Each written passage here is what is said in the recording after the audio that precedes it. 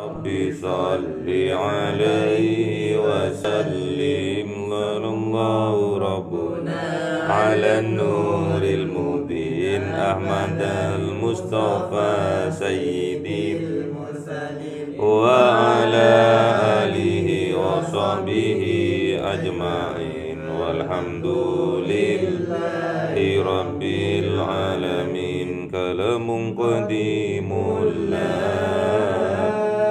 يمل سماؤه تنزه عن قولي وفعل ونياتي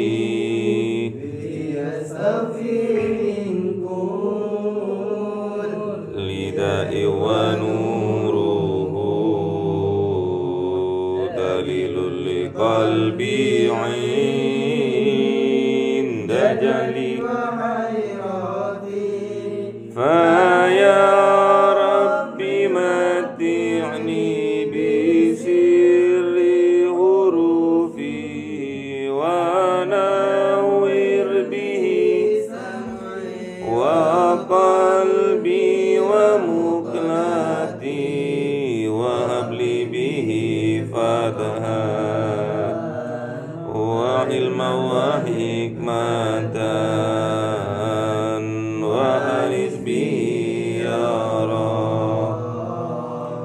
في القبر وساتي وصلي وسلم كل يوم وليلة على من به الرحمن يقبل توبتي وآل وأصحابي كرام أئمتين بهم يغفر الغفار.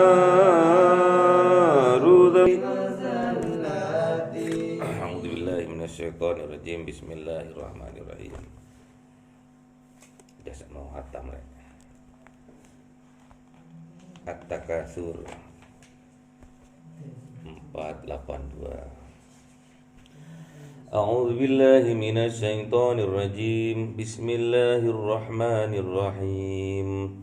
ألهاكم التكاثر حتى زرتم المقابر كلا سوف تعلمون ثم كلا سوف تعلمون كلا لو تعلمون علم اليقين لترون الجحيم ثم لترونها عين اليقين ثم لتسألن يومئذ عن النعيم.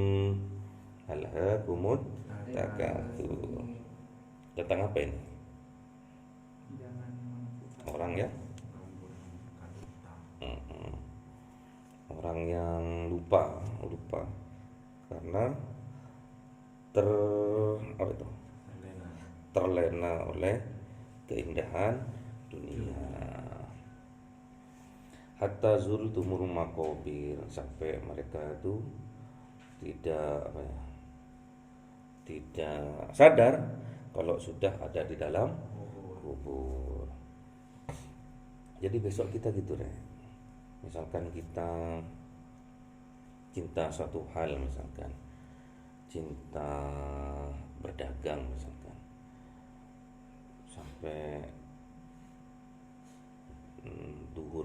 sholat duhurnya 14, asar kecapean, katanya pengamen itu ya, pengamen di atas bis itu, pokoknya duhur apa tuh, asar capek, maghrib tidur, jadi nggak sempat sholat, moro-moro lah udah berada di dalam kubur. Jadi jangan sampai melalaikan hal keduniaan, jangan sampai melalaikan kita sehingga kita tidak sadar, tahu-tahunya sudah ada di dalam kubur. Di dalam kubur itu hanya persinggahan sementara. Dia bisa melihat ke akhirat, bisa melihat ke ke dunia. Di dalam kubur itu seperti itu. Makanya keyakinan tuh ada 4. 1, yakin, ilmu yakin itu. Yakin. 2, ainul yakin. 3, hakul yakin. 4, akmalul yakin, kesempurnaan keyakinan. Sempurna udah yakin. Jadi ada 4 itu. Pertama, yakin atau ilmu yakin itu siapa yang menyampaikan, misalkan kiai, ulama yang menyampaikan, kita percaya saja, yakin saja apa yang disampaikan. Habis itu kita menuju ke tingkat berikutnya, yaitu ainul yakin. Jadi harus tampak kebenaran itu, keyakinan yang sampean yakini tadi itu harus tampak di depan mata. Terus yang kedua, hakul yakin. Setelah tampak, Anda sudah bisa merasakan, oh memang benar ya, keyakinan itu memang hak, memang sempurna, benar. Terus yang keempat, akmalul yakin. Sudah dapat manfaat dari kebenaran keyakinan itu. Contoh gamblangnya, misalkan sampean belum pernah ke Cangar, misalkan berendam di Cangar di air panas, saya informasikan bahwa di tengah-tengah kota Batu itu, kota dingin itu, di tengah-tengah ada air yang sangat panas. Mustahil secara akal misalkan. Tapi karena sampean yakin, oh siapa yang menyampaikan, oh Pak Kos yang menyampaikan, masa Pak Kos mau berbohong misalkan ke anak-anaknya, masa berbohong. Undur maqala wala tandur mangkila. Misalkan itu yang sampean buat dasar. Terus habis itu saya ajak ke Cangar. Saya ajak pas rekreasi hari Minggu ke Cangar, saya ajak. Sampai di Cangar dingin memang, sampai dalam perjalanan tuh dingin, nggak pakai AC, udah dibuka jendelanya, memang dingin perjalanan itu.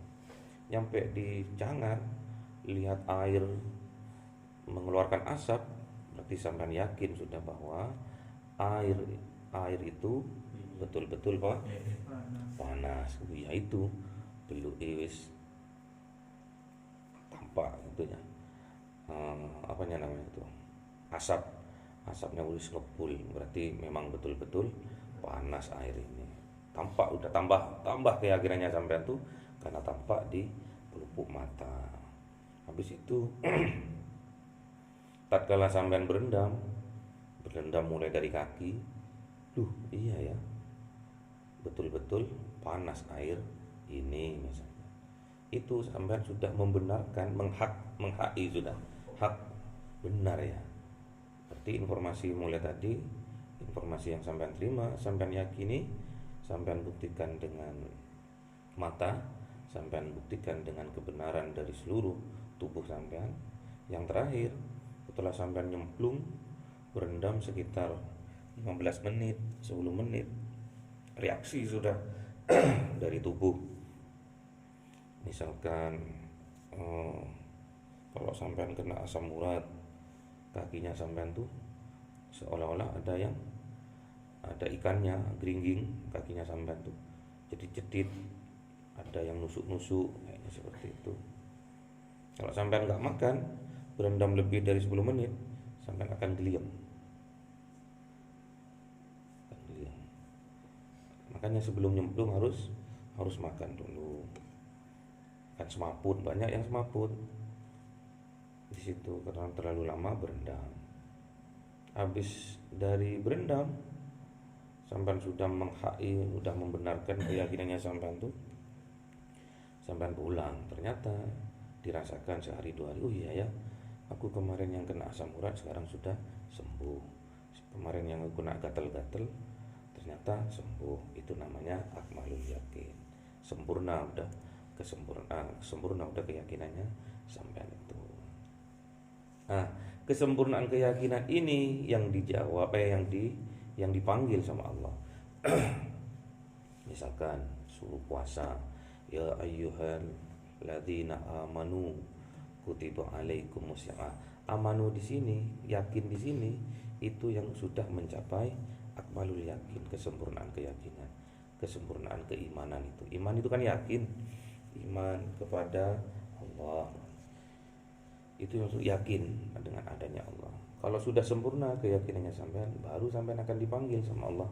Ya ayyuhalladzina amanu kutiba alaikumusiyam, misalnya disuruh berpuasa, disuruh sholat juga, disuruh haji juga, disuruh zakat juga, karena sampean sudah sempurna keyakinannya. Terus kita jangan sampai terlena mengejar dunia, jangan sampai terlena sampai kita tidak sadar, tahu-taunya kita sudah mati, sudah di alam kubur. Di alam kubur itu namanya alam barzah. Alam barzah itu bisa melihat masa depan dan bisa melihat masa lalu. masih bisa sampai melihat dunia, masih bisa melihat depan, masih bisa. Toh kenapa seolah-olah diyakini bahwa ada siksa kubur? Karena sampean sudah bisa melihat nasibnya sampean di masa yang akan datang, sudah tampak sampean. Neraka seperti apa, surga seperti apa sudah tampak. Tatkala sampean ditampakkan siksa neraka, sampean akan menjerit di dalam kubur. Itu yang dimaksud dengan siksa kubur. Sampean nggak akan disiksa sebetulnya di dalam kubur. Cuma batinnya sampean tersiksa karena melihat kenyataannya besok sampean masuk neraka. Sempit alam kubur itu, sempit. Seolah-olah sempit. Sampean nggak ada di situ sebetulnya. Bukan di kuburan itu namanya.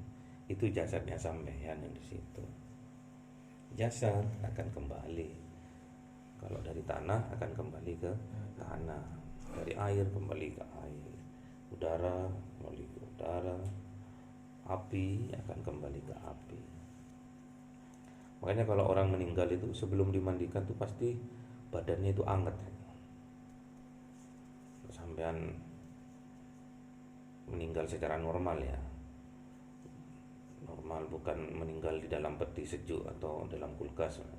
Sampai bunuh diri masuk dalam kulkas beku, itu dingin. Kalau yang normal kebanyakan tuh matinya tuh keadaannya panas, hangat. Masih hangat ya, berarti barusan meninggal. Hangatnya itu kembali kepada hangat, panasnya itu akan kembali kepada panasnya itu. Api kembali ke api, air kembali ke air, tanah sampai itu dari turub, dari saripati tanah, sampai itu dinamakan mani. Turub dari debu, dari air. Kita itu dari tanah, akan kembali ke tanah. Kita yang mana gitu loh? Kita yang mana? Aku yang mana? Aku besok, aku diciptakan dari tanah. Aku yang mana yang diciptakan dari tanah itu gitu. Sampai harus berani gitu. Aku yang mana yang diciptakan dari tanah nih? Aku jasmani, jasad ini loh yang diciptakan dari tanah. Kalau yang jiwa itu ditiupkan dari ruhnya Allah. Jadi aku di sini ada dua nih. Aku jasad sama aku jiwa. Jadi ada dua. Sampai itu ada yang kasar, ada yang halus. Yang kasar yang berwujud manusia ini kan. Yang punya tangan, yang punya kaki, punya kepala, punya kuping, punya mata. Ini jasad. Yang punya jasad ini akunya sampean itu. Ini jasadku, ini tanganku, aku. Yang perlu sampean dekati, yang perlu sampean ketahui, akunya yang punyanya sampean itu. Yang punya tangan, yang punya kaki.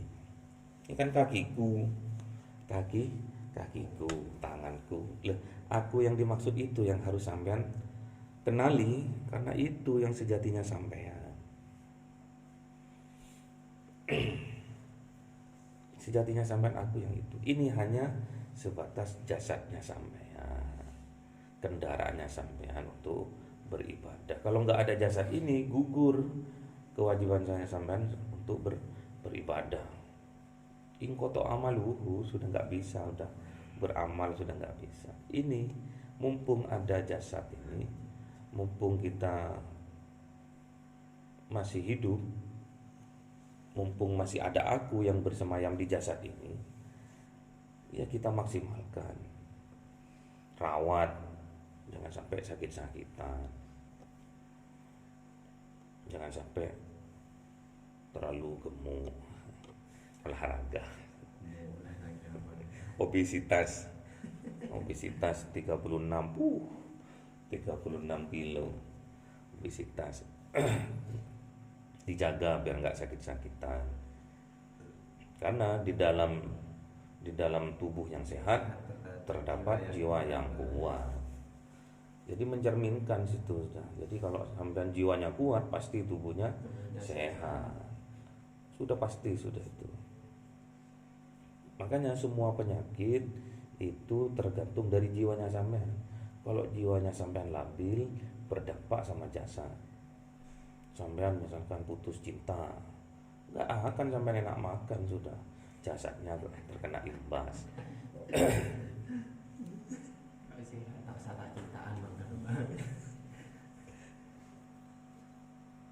Misalkan seperti itu. Jiwa itu yang harus tenang, yang selalu ingat Tuhan, ya jiwa itu. Yang selalu nyambung sama Tuhan, ya jiwa itu. Yang harus dibersihkan, disucikan, ya jiwa itu. Makanya ada tazkiyatun nufus. Jadi ada pensucian jiwa, ya jiwa itu yang harus disucikan. Besok yang kembali, ya jiwa itu yang kembali. Kalau yang jasad akan kembali ke asalnya, dari turab akan kembali ke turab, dari tanah akan kembali ke tanah. Jiwa itu kalau kita sampai kesasar, tidak akan bisa kembali ke Tuhan lagi. Kata nenek, akan dibuang ke alas, nggak akan diterima kalau nggak tahu jalannya, kesasar. Ya itu yang pulang inna lillahi wa inna ilaihi rajiun, ya jiwa itu ya. Inna lillahi itu yang berasal dari Tuhan, yaitu wa inna ilaihi rajiun yang ditiupkan tatkala kita umur 40 hari. Itu yang ditiupkan. Ruh mirruhi, jadi ruh itu dari ruhnya Allah. Dekat kita itu sebetulnya sama Tuhan. Tapi karena hijab kita, hijab kemaksiatan, dosa-dosa, itu yang membuat jauh. Sebetulnya dekat kita, nggak ada ini, nggak ada jarak, cuma penghalangnya karena hijab dosa sama maksiat kita itu. Kalau kita nggak dihidupi, ya nggak akan hidup mati kita. Kalau kita nggak sadar, moro-moro kita di alam kubur, tidak ada persiapan, ya pasti kita masuk ke neraka di situ. La tarawunnal jahim. Tahu enggak kamu ini jahim ini udah menunggu ini.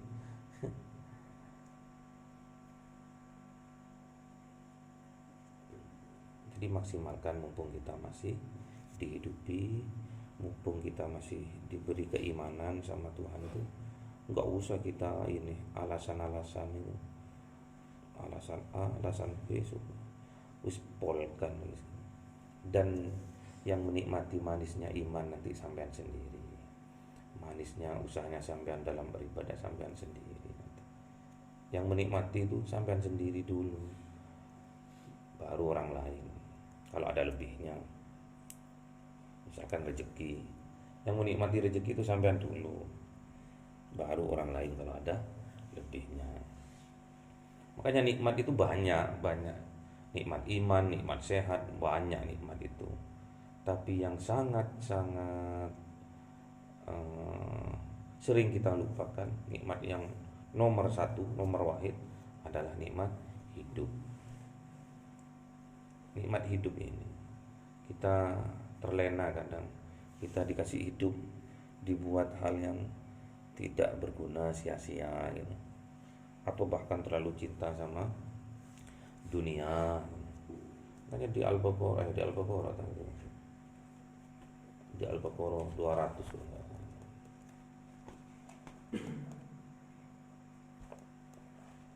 Al-Baqarah ayat 200.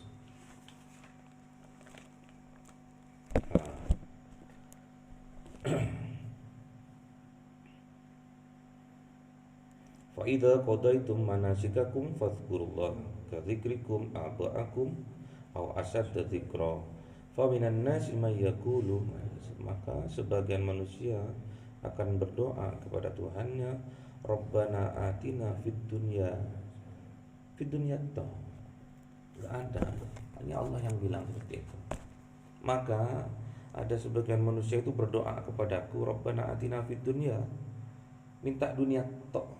Karena di dalam pikirannya, di dalam akal sehatnya itu, sehat atau sakit, kalau dia mapan dunianya, dia akan bahagia. Kalau dia mapan dunianya, dia itu dijuluki sukses. Rabbana atina fid dunya, minta dunia tok. Wa ma lahu fil akhirati min khalaq. Padahal apa-apa yang diberikan dunia nantinya itu di dalam akhirat itu enggak akan mendapatkan apa-apa lagi, cukup di dunia itu toh.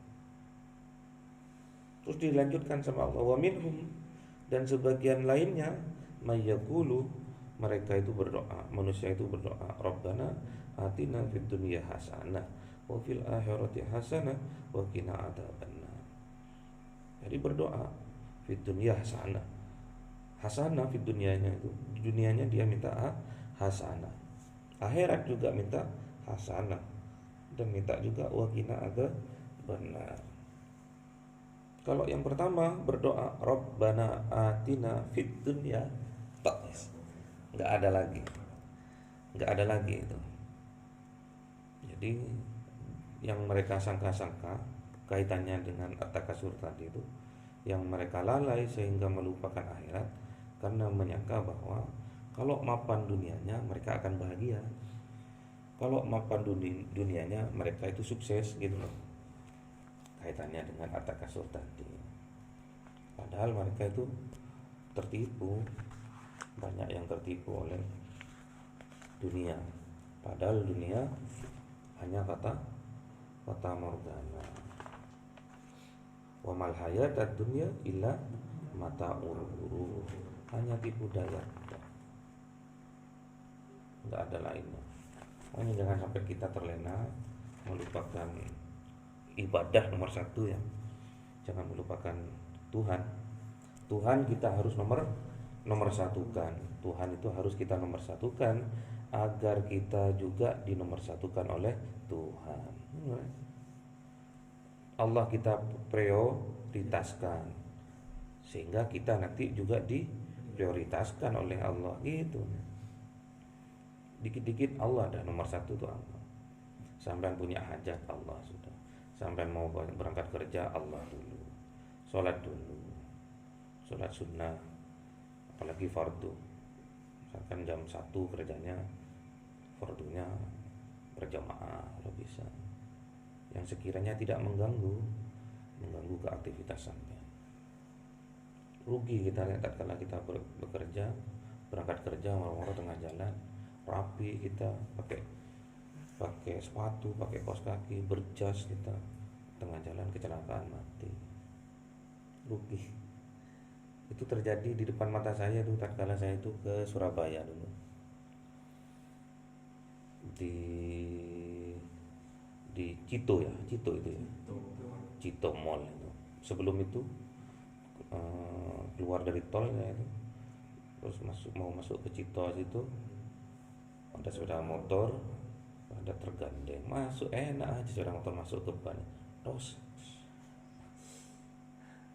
pakaiannya rapi, yang tos itu cuma kepalanya tok, yang ininya rapi masih berdasi, berangkat kerja. Bayangkan sampai jadi bapak itu meninggalkan anak istri. Bayangkan tatkala sampai sudah dikabarkan meninggal sama istrinya, betul ini istri dari Pak Arul. Oh iya Pak, ada apa? Pak Arul sekarang kecelakaan.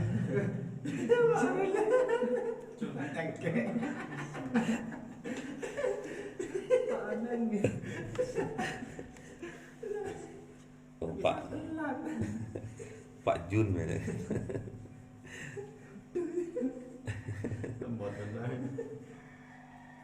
Bayangkan sampean jadi istrinya sampean, bayangkan sampean jadi anak-anaknya sampean yang masih yatim, yang masih kecil, masih umur berapa bulan gitu kan. Istrinya juga karena dia istri yang soleha, nggak ada ceritanya dia bekerja, udah manut sama suaminya. Wis urus rumah tangga aja dik, urus rawat badan aja, diri aja, doakan aja, sholatnya jaga, anak-anak diajari, karena madrasah yang pertama kali itu di rumah misalkan.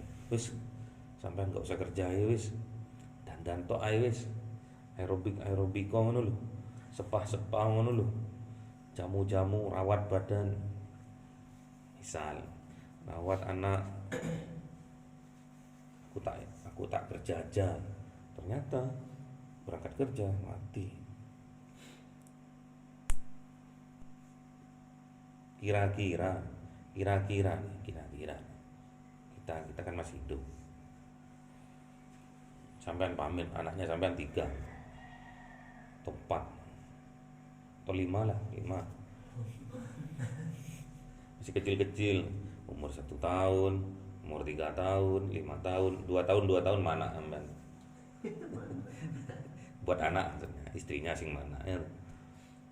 Sampean berangkat sudah diciumi sama sampean semua, dari yang kecil sampai yang besar, sampai istrinya juga diciumi keningnya kan. Terus istrinya cium tangan sama sampean berangkat, terus sampean mati tabrak truk dan mati. Itu yang kemarin itu yang di Cito itu mati tos. Bayangkan jadi itu sampean jadi yang mati dulu lah, jadi yang mati. Kira-kira ruhnya sampean tuh tenang atau enggak? Meninggalkan anak 5 kecil-kecil, masih belum ada yang dewasa, meninggalkan istri yang tidak berharta misalkan, tidak punya pekerjaan misalkan. Kira-kira tenang enggak sampean, jiwanya sampean tuh? Misalkan sampean dihidupkan ya, bisa melihat gitu kan, di alam barzah kan seperti itu nanti. Di alam barzah kan gitu. Istrinya teriak-teriak nangis, Pak kok tega jenengan Pak anaknya masih kecil-kecil Pak gitu. Kalau istrinya sampean cantik, mau ada yang incer sudah. Kalau istrinya sampean jelek gitu. Lah kalau istrinya sampean cantik malah nggak tenang sampean malah. Wah. Terus sampean sugih, wah repot. Rumah lantai 3, mobil Alphard, istrinya cantik, sampean mati, masih muda istrinya, nggak tenang sampean. Kok enak men ini ya. Bayangkan sampean jadi bapak itu, istrinya nangis-nangis, terus anaknya satunya digendong sama tetangganya, sama mertuanya, sama orang tuanya sampai digendong. Yatimnya itu Makanya sampean baik-baik sama anak yatim agar besok sampean tidak meninggalkan anak yatim. Baik-baik sekarang sama anak yatim. Betul anak yatim. Udah besar ya sekarang ya. Bukan yatim sudah ya. Yanto. Baik-baik sama anak yatim karena itu sebuah doa supaya sampean tidak meninggalkan anak yatim besok. Udah disampean umur itu, bisa nikahkan anak-anaknya, bisa melihat kesuksesan anak-anaknya, sudah mati-mati ya sampean wis. Langsung mati. Seperti itu. Terus bayangkan sampean juga jadi istrinya itu. Bebannya gimana? Coba sampean bayangkan jadi istrinya itu. Ditinggal suami ya sebagai sumber mata pencaharian suami itu yang menafkahi itu. Terus beban ada anak 5 kecil-kecil gitu. Bayangkan sampean. Jadi itu. Jadi janda sampean. Jadi janda sampean. Bayangkan. Sampean nyapa orang dikira sampean ganjen. Sampean senyum sama orang dikira sampean tuh mau merebut suami orang. Sampean senyum sama santrinya, misalkan besok sampean jadi kiai ya. Ini yang terbukti sama nyai. Bu nyai yang saya kenal seperti itu. Senyum sama santrinya ya loh. Santrinya Bapak. Luar biasa, fitnahnya luar biasa sebagai janda. Makanya perlu dilindungi itu janda. Perlu dinafkahi juga janda itu. Apalagi janda yang sudah tua. Makanya janda yang masih muda nggak apa-apa sampai nafkahi. Lahir batin oke, nggak apa-apa. Maksudnya dinikahi. Terutama janda yang udah berumur 40, 60, bagus sampai tuh. Sunnah Nabi pol ini kan. Ada yang nikahi dari istrinya Nabi itu ada yang umur 65, nenek-nenek gitu.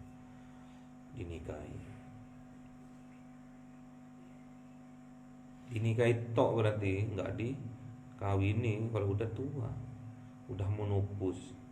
Apanya yang mau dikawin? Dan sampai akan memiliki itu biasanya. Kalau sampai umurnya panjang akan memiliki istri yang akan mengalami penuaan, keriput. Sampai juga keriput. Istri menopause nanti nggak haid sudah. Jadi kurang geget sudah nanti. Makanya kebanyakan istri-istri sekarang tuh menopause dini karena terlalu banyak pikiran, terlalu banyak beban. Sampai sebagai laki-laki itu harus hebat, harus menjadi ar-rijalu qawwamuna 'alan nisa. Harus, jangan dibebankan sama istri. Menopause dini atau bahkan tua dini nanti, cepat tua istrinya nanti. Atau bahkan mati dini.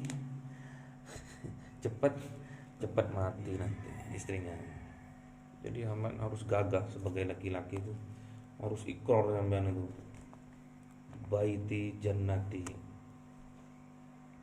akan aku ciptakan rumahku surgaku. Akan aku ciptakan rumahku ini bak surga. Di dalamnya ada bidadari, ya istriku itu. Istriku supaya cantik gimana? Ya perawatan, aerobik, spa, facial, pedicure, medicure, spa, Miss V. Ada spa Miss V itu. Dikukus, dikasih rempah-rempah biar ototnya yang sudah kendor biar ini lagi. Harus seperti itu. Terus jangan dibebani. Cukup dia dibebani ibadah saja, udah ibadah jadi sholat 5 waktu yang sergap. Kalau sempat ya tahajud, duha. Karena kalau punya anak kecil itu jarang bisa tahajud. Anak kecil enggak bisa. Ditinggal dikit nangis. Terus juga istri itu kalau pas lagi makan enak-enaknya anaknya nangis. Makanya sampai itu harus jadi Superman sampean tuh. Tatkala anaknya nangis sampean langsung skendol. Sampai makan nasi, ngono. Sampai makan si air, sing tenang aja. Makan istrinya itu. Karena sampean bilang tenang, istrinya nambah. Tambah lama kan. Jadi tambah ini ya. Vitamin, terutama vitamin kulit. Biar nggak cepat keriput. Apa itu?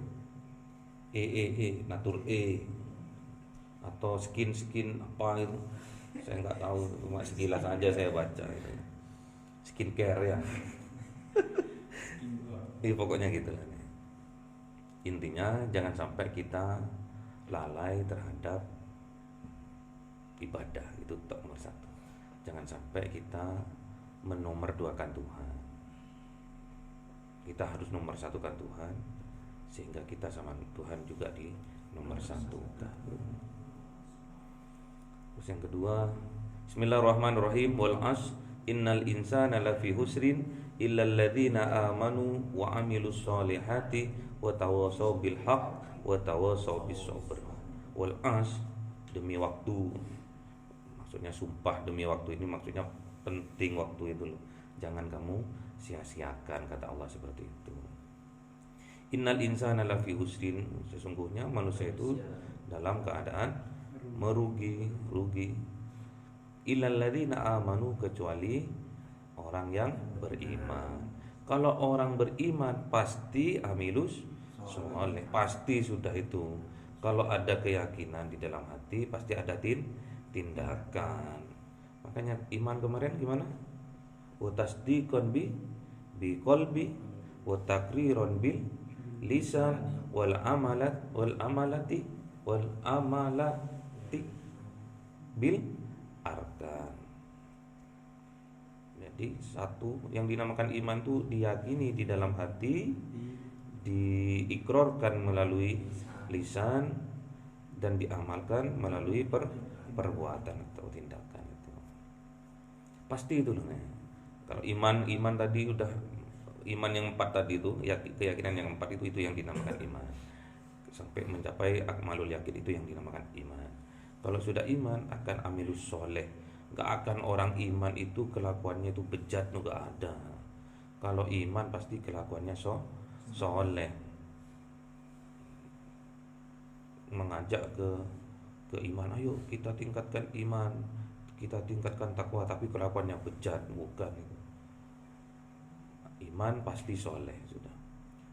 Ngajak untuk rukun, guyub, itu kan amal soleh sebetulnya. Tapi menciptakan perpecahan itu bukan amal soleh. Terus terhadap sesama manusia, wa tawasaw bil haq, harus apa? Satu sama lain harus mengingatkan tentang kebenaran. Yang dikatakan apa kemarin? Yang dikatakan teman sejati gimana? Yang dikatakan teman sejati, gimana?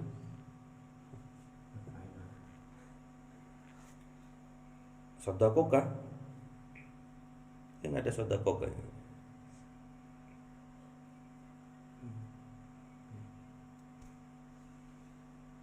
Sodakoka apa namanya?